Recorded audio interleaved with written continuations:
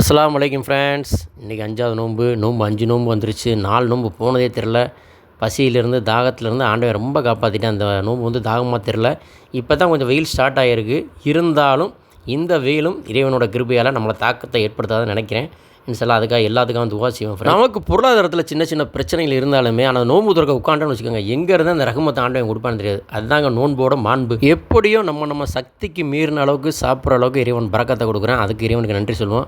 அதை விட நோன்பாளிகள் மிகவும் கவனிக்க வேண்டிய விஷயம் என்னென்னா, நீங்கள் பசித்து இருக்கிறது மட்டும் நோன்பு கிடையாது.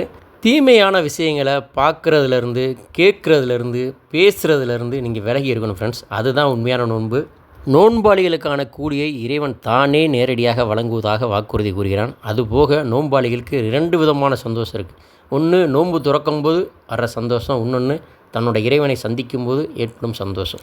பசிச்சிருந்து தாகித்திருந்து அந்த தண்ணீரையும் அந்த உணவையும் அருந்தும்போது மனிதனுக்கு ஒரு சந்தோஷம் ஏற்படுது.